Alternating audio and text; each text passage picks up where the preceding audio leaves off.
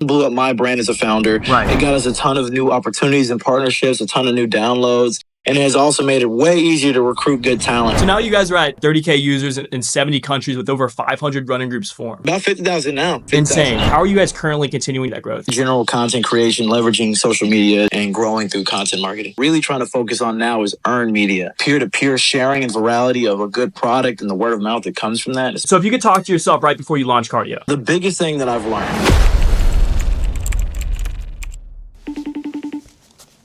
Hey, are you Destin Bell, the founder of Cardio, the gamified running app that raised nearly $1 million, landed a deal on Shark Tank, and lets people take over their cities just by running? That sounds like me. Yeah. Oh, wild, man. Wow. So I'm sitting here stretching out because I realized that it's time for me to get in shape and didn't really have a strong incentive to go out and run. Realized that we both went to UK and you were developing one of the most creative fitness apps that I've ever seen. Absolutely incredible. So I had to FaceTime you. How did you go from running to getting a deal on Shark Tank and scaling one of the most creative fitness apps out there? Yeah, man, it's a long story. To make it short, because I don't know how much time you guys are calling me out the blue, but I figure I'd give you a couple of minutes, bro. So, I mean, long story short, man, during COVID, about 4 or 5 years ago, I just graduated college myself, realized that running blows and running by yourself blows even more. And social distancing was this huge issue during 2020. And the idea came to me of how could you make running by yourself feel fun and social while also being 6 feet or more apart from other people. And so I realized Pokemon Go was doing this really amazing job of gamifying movement, where at one point they were tracking more miles than Strava, Garmin, or any of these other apps combined. And so the idea became, could you make Pokemon Go a running app? And that was the general thesis. And over the last 4 years, from development to fundraising to eventually going on Shark Tank, getting a deal, and of course all the things that go into that process and beyond, we've got where we're at now. So you launched during COVID, you moved to Austin, you had no job, no funding. It was kind of crazy, right? What kept you going in that early grind? What was that like? Oh, it was rough, bro. I moved to Austin, middle of COVID, October 2020. I had never visited the city. I had no friends, no family here. I had about $2,000 in my name, and I spent all of it for my Airbnb. And when that time ran out, I was in a hotel and in my car for another month or so. It was tough. What kept me going was just the fact that I have nothing to lose. I have no better option. It's easy to not have a plan B when you have no plan B. So plan A has to succeed. I got no job. I have no money. I have no family support outside of, some nice phone calls and text messages of support for me to go in and chasing my dreams. So there was really no other option. There were no boats for me to ride back home. We're either going to conquer or we're going to die. And Burn the ships. More of a conqueror than a dyer. Burn the ships. Love it. Love it. So it's not just it's not just a fitness tracker. Like, obviously this product is going to continue to evolve, and it has already. So it's a game. What inspired the turf war mechanic in that competitive layer? Yeah. So like I said before, the Pokemon Go aspect of it was, man, how can we find a way to make a fun social game out of running? And so I'm a very competitive dude. I played basketball in high school, and I've always been a competitive dude in everything I do. And so I thought, how can we make it a competition that layers on top of running? And so the idea that came to me is like, well, what if you're competing for the routes that you run? And that went through many different iterations of, just challenges based on the route, based on speed, based on consistency, based on pace. But then I also thought, I'm not a very strong runner myself, and I want to make a product that exists for people like me. There are obviously ultra marathoners who are going out and they're using Strava and Garmin and all these other trackers that are focused on ultra marathons and 10Ks and all these other different, more performative goal-based runners. But the fact is, the majority of us, like me and you, we're just average people. We're not running any ultras. We're not going to qualify for Boston. And there's not really an app that lets people like that be competitive. The best you can do is just participate and watch other people win Strava segments and local legends and whatnot. So I wanted an app that allowed people, whether they be running a marathon or they be walking their dog down the street, to give them a place to compete and win in some way, shape, or form. And the best way to do that, as I did my research, talked to people that was also proprietary to what existed in the market already, was this fun capture the flag-esque game of turf war based on the routes that you move through. Right. Whether you run, walk, crawl, cartwheel, or whatever it is you do for your cardio.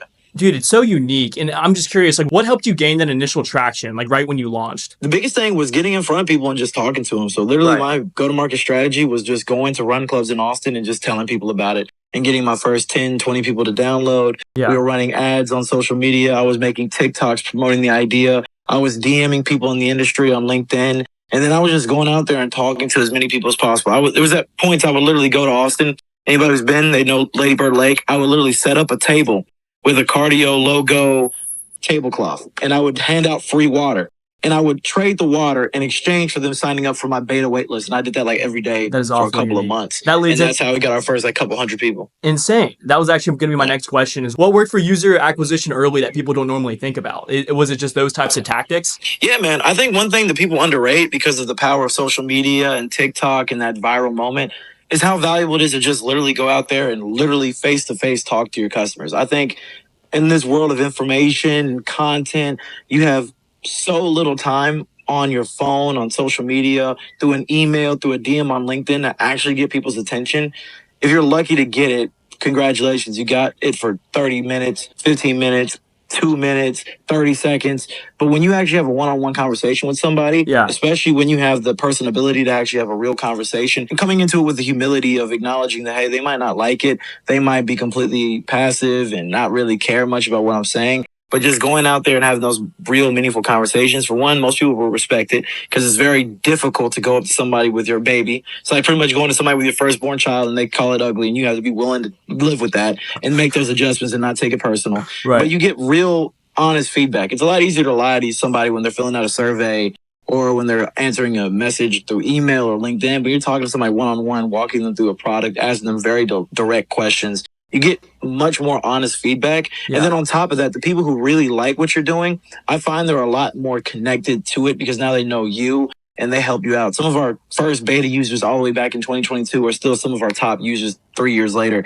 So, I mean, I think it goes a long way of talking to people in person, building that rapport, getting that honest feedback. And it's something that people don't do enough of because of social media and the internet and all these other places that do it digitally. But if you are willing to go out there and have people tell you your baby is ugly, those are going to be your superstar power users, super fans, first customers, highest retention customers, and eventually the people who spread the network to other people. 100%. You talked a lot about DMs and not being afraid to go out there and just message people and email people. Obviously, you're able to secure that grant from the makers of Pokemon Go just through that tactic. There's a lot of people out there that are scared to reach out to people and ask for something, and as you said, be able to show off their product to them. What advice would you give to people that are kind of in that stage? I would say go for it. Same way you just FaceTime me and ask me some questions. I think just go for it, dude.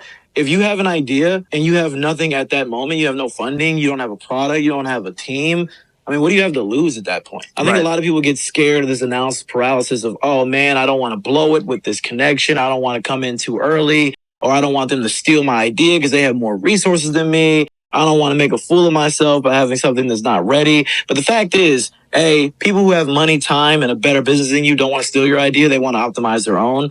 B, you have nothing to lose because you literally have nothing to give. And then C, that connection might be the thing that takes you over the hump. For me, that Pokemon Go grant was the initial funding that got the company off the ground. And for a while, I was afraid to even talk to them because I was thinking, damn, maybe they just take my idea, run with it, and build it themselves, or they incorporate it into their other products. And they told me straight up, because I even asked when they gave me the grant, I said, you guys just gave me a free 50 grand. Why didn't you just take my idea for free? And they straight up told me, they said, look, we make $1 billion a year in revenue. We rather give you money to de-risk it, make it, and then support you, own part of your company, or just buy it from you later. Interesting. That's powerful. So now you guys are based on my research, you guys are at 30K users in 70 countries with over 500 running groups formed. Yeah. All right. So about 50,000 now. 50, insane. So you talked about your early traction and kind of how you got going. How are you guys currently continuing to pour gasoline on the fire, continue that growth? Yeah, so a lot of things. So strategic partnerships, run club partnerships, marathons, races, 5Ks, 10Ks, collaborating with corporate wellness programs, getting in front of influencers, content creation, of course. We got our paid media, social media ads, content creation, all that type of stuff, influencer marketing campaigns.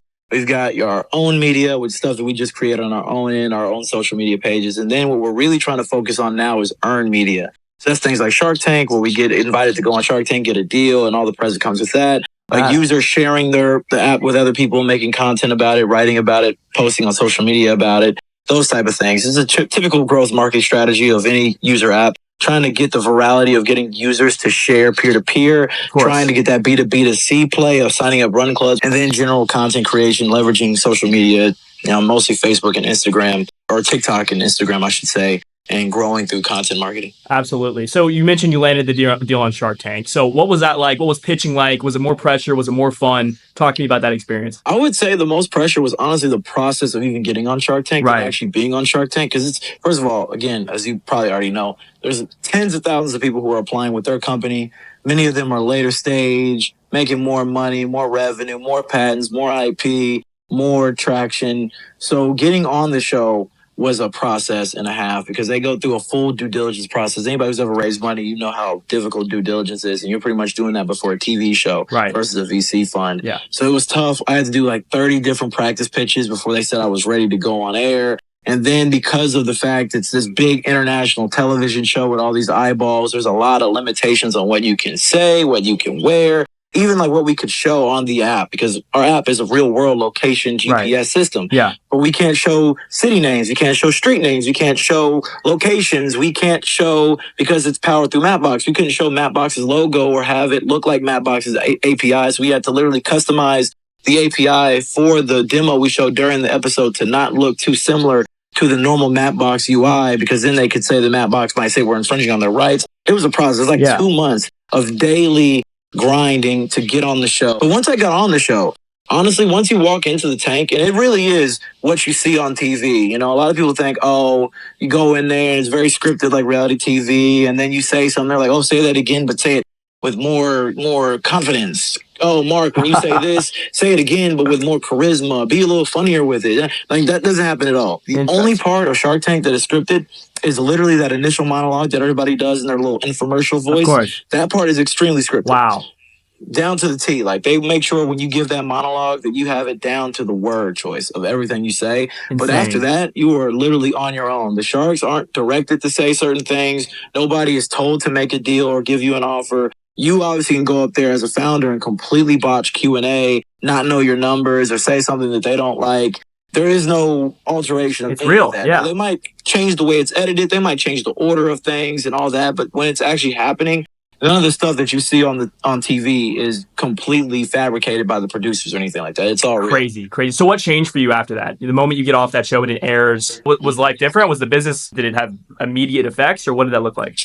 I mean, it was a mix, man. It was a mix. It was a wave of new downloads, of PR, of press, of interested groups and clubs and organizations. There's also a lot of new pressure because now you got these new investors. You got this idea of, oh, this guy's on Shark Tank, so he's a made man, and we're still a very early product. So people are looking at your app being on Shark Tank like, oh, it must be, you know, like Strava level, and then it's not. And now you got people who are more disappointed in what they got because Shark Tank gives you this level of credibility to the point that they think I'm an older company than I am, but we're only, you know, at that time we weren't even 2 years old yet. Yeah, very true. We are in the process of still making good on all of those bets, but it was overall a very positive thing. It for one, blew up my brand as a founder. It got us a ton of new opportunities and partnerships, a ton of new downloads, and it has also made it way easier to recruit good talent, because who doesn't want to be a part of a Shark Tank company, right? Damn right. Love it. So if you could talk to yourself right before you launch Cardio, back before everything, what would you tell yourself based on what you know now? Man, I tell myself a lot of things.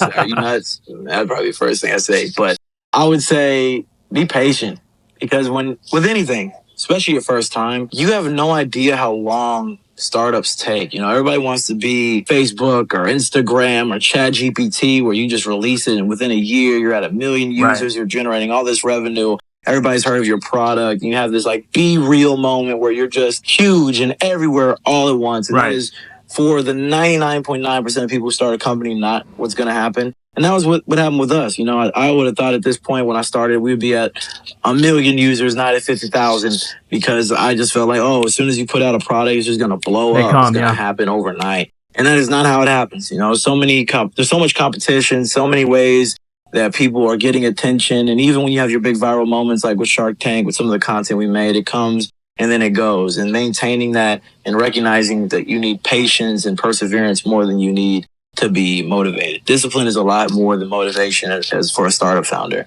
So that would be the one thing I would say is like, be patient. It's not going to happen overnight, but it will happen. Just see it through to the end. Besides patience, is there any one thing that, let's say, you've learned the hard way throughout starting a company? The biggest thing that I've learned would be that your product, especially nowadays, where there's so much noise, so much content, so many competing products, you need to make sure that your best engine of growth is your product.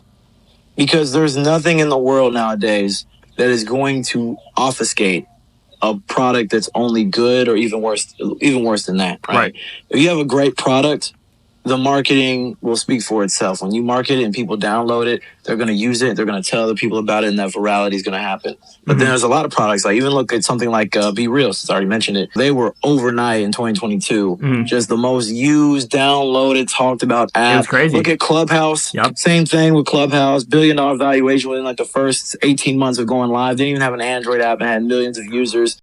And then when's the last time anybody even talked about Clubhouse? Because the product wasn't that great. And so my biggest thing was thinking, we just need to go marketing, go ham on this and that, focus on partnerships, get it out there to as many people as possible, which is important. You want to get it out there and get that feedback and to learn quickly from the market. You want to rapidly iterate, and that requires user feedback and discovery. But at the same time, your greatest engine of growth is a great product. So focus on making sure your product is great, because if you have a great product, the marketing, not that it'll happen on its own. You still got to obviously put it out there and be strategic about how you put it out there and get people to know it exists. But that peer-to-peer sharing and virality of a good product and the word of mouth that comes from that, especially a network product like ours that circulates through run clubs and through running events and etc., it'll speak way louder than any Shark Tank deal you get with David John. The rest will take care of itself. Love it. Love it. So, yeah, for sure. Where is cardio going next? Is it going to be more game mechanics, city expansion? What's next for you guys? Definitely boosting up more of the social features. I feel like that's a place that we missed the ball, is making the app feel way more dynamic and social. So we're adding a lot of features there. International expansion is coming up soon. We're launching our Android app in the next couple of months as well. And then obviously just continue to grow and make cardio fun for everyone. Let's go. Let's go. Destin, where can everyone keep up with your journey? Find me on LinkedIn, man. Destin George Bell on LinkedIn, or you can find me on Instagram at gfortune_500. Let's go. Boy. And cardio is in the App Store and Google Play, right? App Store right now, but depending on when you put this out, it might be in Google Play too in the next 2 or 3 months. Amazing. That's card.io, everyone. So check it out. Yes, sir. Destin, thanks for taking the random FaceTime. I'm going to loosen up these hamstrings and go run a 5K without dying. So wish me luck. Hell yeah, brother. Hell yeah, man. It's hot out there. Be careful. All right, man. Talk to you soon. Yeah, man. Peace. Yeah.